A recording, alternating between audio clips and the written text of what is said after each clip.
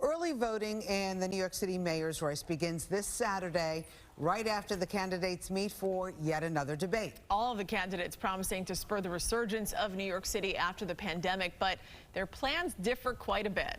Joining us this morning, former Citigroup executive and mayoral candidate Ray McGuire. Nice to have you back on Good Day New York. Nice to be here. Thank you for having me again. All right. Can we talk a little bit about the debate? I know the top candidates were invited to participate. Eric Adams says he's not going to do it. Are you going to be part of the next debate? I'll be part of the campaign finance board debate, and I'm looking forward to it. Okay, let's talk a little bit about crime, because as you know, we've had some horrific shootings in this city in the last few weeks. A 10-year-old boy shot, basically in his house. One of the candidates, Maya Wiley, at least one of the candidates, talking about defunding the police, cutting the force. Where do you stand exactly on this? And do you find any irony that Maya is calling for less police when she and her husband hire private security to keep the peace basically in her neighborhood? You know, Rosa, I find irony in all of it and duplicitousness. And, there are clearly questions of ethics that have been raised. Listen, at a time when we're seeing shootings increase to almost 200%, slashing funds to our first responders is reckless at best. Some are calling to reimagine the Giuliani-era tactics policing. That ain't the answer. But neither is leaving those who are most affected in the dangerous areas, in the outer boroughs, and poor and marginalized New Yorkers at risk. We got to move beyond the stop and frisk. We got to integrate officers, focus on finding and seizing illegal guns. We got to get them off the streets. We got to get into broader community policing efforts in the 10 precincts that suffer from the highest incidents. And as you know, one of the candidates is overseeing that precinct, and it has suffered some of the highest incidents of violent crime in this era. So I'm not willing to sacrifice black and brown youth on the altar of stop and frisk and subject them to random searches at the hands of, what were then and maybe even now some rogue street crime unit. But we got to stand in. And slashing the budget now is idiotic. Defund is a bad slogan and a bad idea for New York. We got to bring the economy back, but in order to do that, we got to make sure the streets are safe. Yeah, this is a big concern for voters. In fact, the latest New York One Ipsos poll showed that 72% of New York City voters believe the NYPD should put more officers on the street to deal with concerns about crime. What specifically would you do as mayor to deal with this, which has become a really big issue?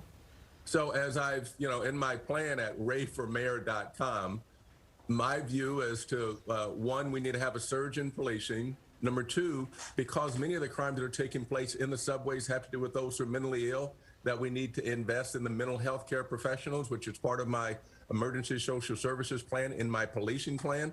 So let's invest in those professionals who can intervene. We need to get the guns off the streets first, so let's go to high crimes. Let's make sure that we use things like ShotSpotter, which is technology. Let us also make sure that we have the best trained police to go in, not stop and frisk that some are advocating, and certainly not defund, but let's get those specially trained police officers, use technology. And then for those people who have been convicted of crimes, who get caught with illegal handguns, get them off the street, put them in jail. For those convicted felons or repeat offenders who get arrested and convicted of holding a gun, get them off the street. So get the guns off the street, make the streets safe, make certain we do that, including those who are mentally ill. That's what I would do. How do you get the guns off the streets? Well, you got to go in and identify. We know where the top 10 precincts are, where most of this is occurring.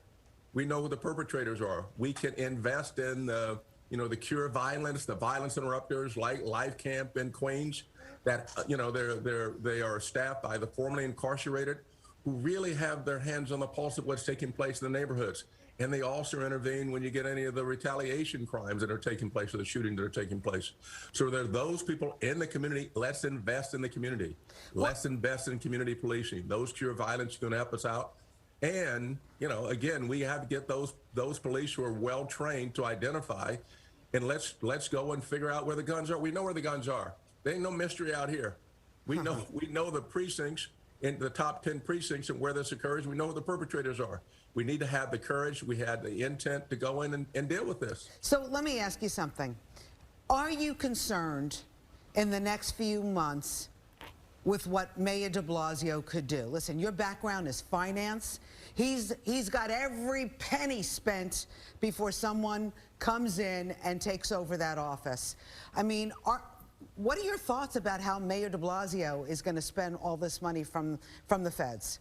You know, he is the fiscal leader. I am really worried that we're going to exercise yet again fiscal irresponsibility. We've got an avalanche of cash from the federal government. We do not need to raise taxes. We have the dollars here. Do you think that the mayor is irresponsible? I think if he spends all the dollars that we've gotten from the federal government in 1 year, yes, that is fiscal irresponsibility. Why do you think? Yeah, Mr. McGuire, I mean, like, what you say resonates with a lot of people. People are tweeting me this morning. They say, I like you, I like you, I like you. But the polls, you know, you don't seem like you're having much movement. Do you believe in those polls? You know, even the experts have said that it's impossible to predict. We're on the front frontier of ranked choice voting. As I walk the streets in every borough, New Yorkers are telling me they want a mayor who's going to challenge the status quo. The clown college is out. We need to let this go. Those people had their chance. We need to move forward. They had their chance. They failed. They talk about safety. We're up 200%. They talk about the economy. We have twice the national average in unemployment. Small businesses are down, and the city's too damn expensive. We need to move forward. We need something new. We need to have a change. We're watching a bad movie. And you know what? We run the risk of facing a disastrous sequel. We need to get those people who've been in government out. You got 50 to 75 years of experience here. All of those who are talking about what they would do, what have they done other than issue a press release? Now is the time for something new, which is what New Yorkers are telling me today. Every day I go out. Status quo has failed them. The clown college is out. We need to move forward with something, with someone who's got management experience, who's actually done something, not talked about it, somebody who's actually got receipts, who can prove that he's gotten something done. And that's the track record that people are looking forward to under my leadership. And you know, the other thing, we got to bring the city together. The city it started off as a tale of two cities. Now it's a tale of a fractured city. Yeah. We simply cannot survive going this route, going this direction. A disastrous sequel. New York City mayoral candidate Ray McGuire, thank you so much for being with us this morning, and good luck to you in the upcoming election. Thank you for having me.